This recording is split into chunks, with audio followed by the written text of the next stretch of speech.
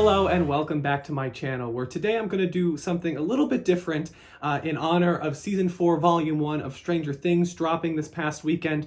I'm going to give you my theories and predictions about what I think will happen in Season 4, Volume 2 and going forward into the final season of Stranger Things. This season in particular gave us a lot of backstory, filling in a lot of the questions that we didn't even know to ask as longtime fans, and I think they gave us just enough to start theorizing about some of the ultimate twists that are going to be revealed in the coming episodes. So I will warn you, I don't think I'm that smart or I've outsmarted the Duffer Brothers to such a degree that I know exactly what they're going to do, but I am proud of some of the ideas I have. I've done some of my research and I've been a fan for many years now, so if I end up spoiling it by accident, here's your warning.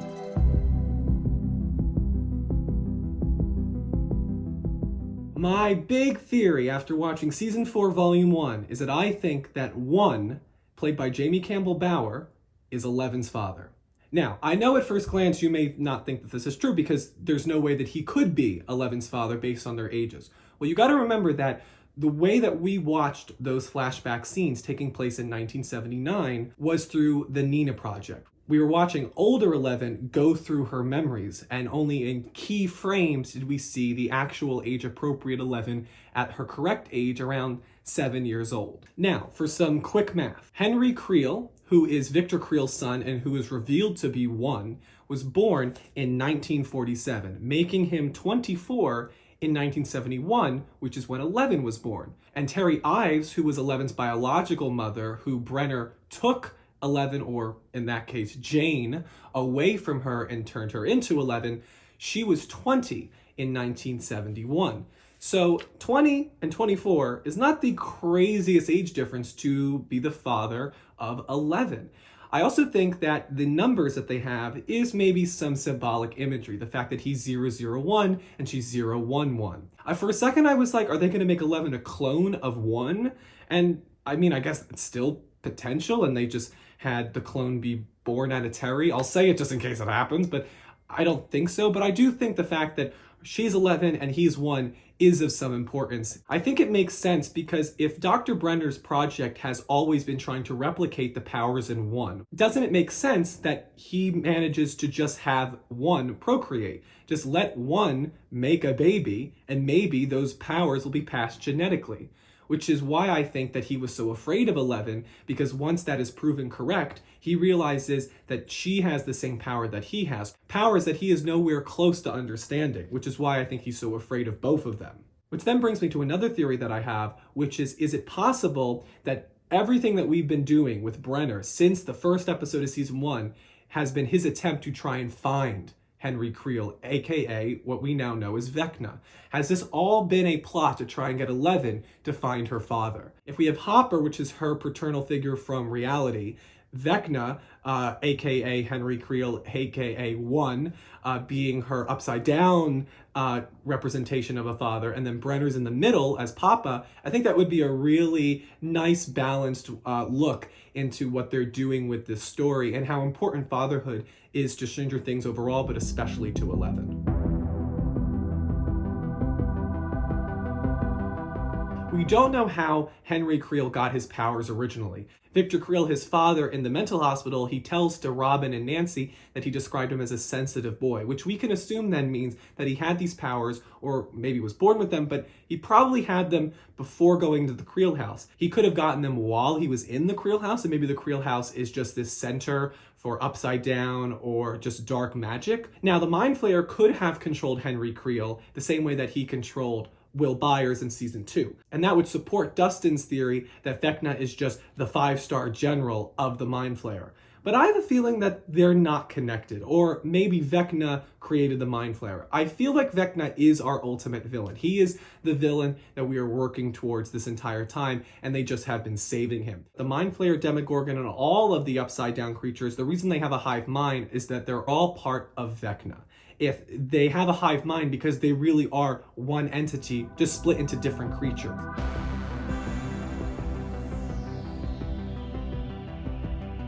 In the finale of Season 4, Volume 1, we see our 4 teenagers bike past the Creel house. And the house is not pulled apart. It's pieces kind of floating in space, like it is when Max is almost taken in episode 4, and when Nancy is there and she's pulled there when Vecna reveals a lot of the secrets about his origin. Both the times we see the Creel house there, the skies are red, the house is pulled apart. And it's not how it looks when Vecna's charging. So my theory is that if 11 and 1 are connected, we already know that they have a strong bond, and a 1 definitely takes an interest in 11. So what if the Creel house that we see with the red sky with Max and Nancy is not in the Upside Down, but maybe in Vecna's void? Now, if you forget, the void is where 11 goes in that very black space. Endless blackness where there's water on the floor, and that's how she's able to kind of use her powers and find people.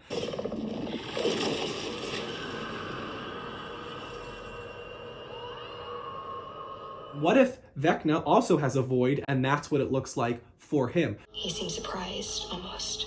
Like he don't want me there. Maybe you infiltrated his mind. He invaded your mind, right? Is it that big of a leap to suggest you somehow wound up in his? I think it's plausible because not only is it look completely different from the Creel house and the Upside Down, but when Max first goes there and the first time that we kind of see the Creel house, she does step on something that is a liquidy thing, which of course in 11's void, there's water on the ground. So I think it's possible that that's Vecna's void. Now, it has been established in the show that you need a gate to go from the Upside Down to reality and vice versa. But of course, Vecna was trained with Brenner. At least we can assume so because he was 1 and he spent so much time with him. I mean, he became an orderly working for Brenner. So we can imagine that he maybe learned how to access his own void because of course that's where 11 learned to access hers.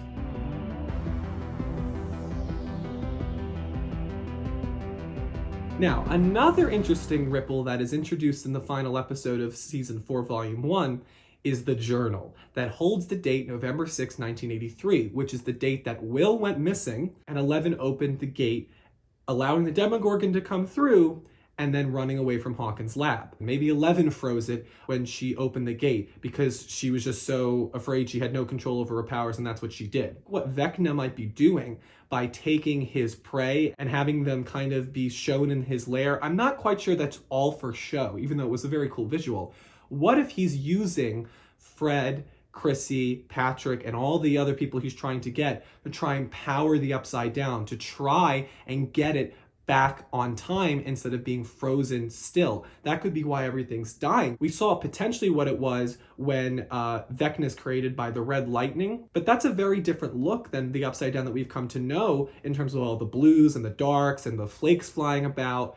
So it's potential that the red lightning, the red cloud, that's what the Upside Down usually looks like. It was frozen, and that's why everything looks dead. And that's potentially why Vecna's lair is red instead of being our blue, and maybe it is in the Upside Down because he is being able to power that section with the few people that he's been able to take.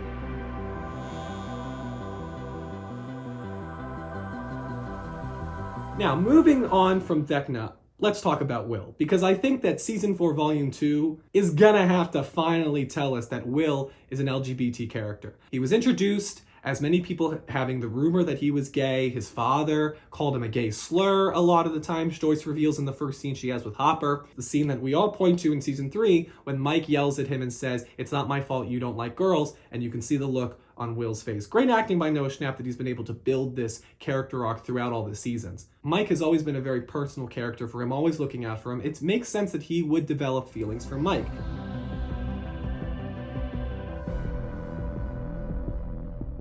We've long talked that this show has to start killing some people. Not everybody can make it out alive, and I think the 2 characters that I'm predicting will bite the dust by the end of Season 4 is Steve and Dr. Brenner. I think Dr. Brenner will probably die at the hands of Vecna as ultimate revenge for causing all of this to happen, especially because as long as he's in the picture, he's just getting in the way of the main conflict between 11 and 1, aka Vecna. So I think Dr. Brenner we brought him back. It was lovely to see Matthew Modine, but I do think his days are numbered, and I think he's not going to last the next 2 episodes. And then yes, I think Steve will die. I think he's a character whose death would be felt by everybody, and that's why I think he's such a great candidate to give us that Dumbledore Yoda type of momentum into our final chapter. They're playing with us with Nancy, thinking they're going to get us back together, only to then just kill Steve in the long run. Now the question is whether he will die as a sacrifice, or if it's going to be a surprise, whether he will willingly give his life.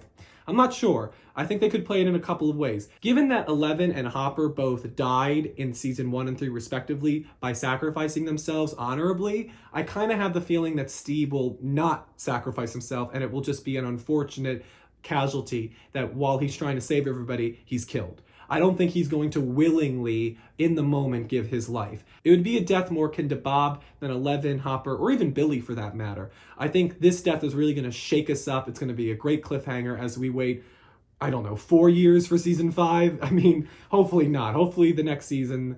Listen, if the show's this good, I'm not going to complain. Take 10 years for all I care. So those are my theories and predictions for Stranger Things, Season 4, Volume 2, and beyond. Let me know what you think of my ideas and let me know any of yours in the comments below. Make sure to like, comment, and subscribe to not miss any new videos from Spoilers Ahead with Anthony Post. Thank you all so much, and I'll see you at the movies.